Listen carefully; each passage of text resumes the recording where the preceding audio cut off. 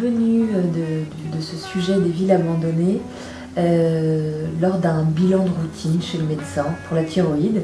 Et puis ce médecin me demande où est-ce que j'étais en 86 au moment de l'explosion de la centrale à Tchernobyl. Je trouve sa question au début complètement saugrenue, mais ça pique ma curiosité. Il y a une ville qui m'a vraiment qui a retenu mon attention, c'est Pripyat, la ville qui est juste à côté de Tchernobyl, qui a été la plus touchée en termes de radioactivité et qui c'est une ville où on a dit à tous ses habitants de déguerpir en quelques heures, qui reviendraient quelques jours après pour voir un peu l'étendue des dégâts. Et puis en fait, ces habitants n'ont jamais pu revenir et ne pourront plus jamais revenir puisque trop irradiés. Et du coup, cette ville est laissée à l'abandon. Pripyat, c'est vraiment le début de mon projet. Voilà, Pripyat n'est pas un cas isolé. Il est isolé dans son histoire parce que l'explosion, mais sinon je me suis rendu compte qu'il y avait plein d'endroits à découvrir. Abandonnés. Alors on peut en trouver dans le monde entier, partout, même à 2 pas de chez nous, par exemple la Petite Ceinture.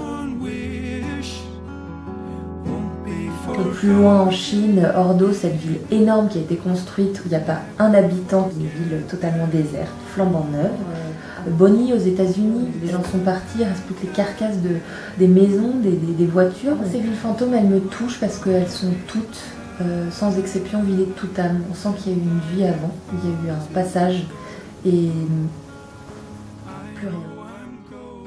Ça frise le glauque, mais c'est spectaculaire. Ouais. Et j'aime cette sensation. Ce que je cherche à montrer dans cette expo, par exemple, ou dans mes tableaux, c'est le vide, l'absence humaine. Pourtant, vos tableaux, ils sont assez chargés quand même. Ils sont très chargés, mais vous remarquerez qu'il n'y a pas du tout de bonhomme dedans. Je ne sais pas si on peut appeler ça bizarre, cette fascination d'un endroit où il n'y a pas d'homme. Moi, je sais pas, je trouve pas ça du tout bizarre. Et moi, je trouve que justement, c'est très beau parce que c'est le silence.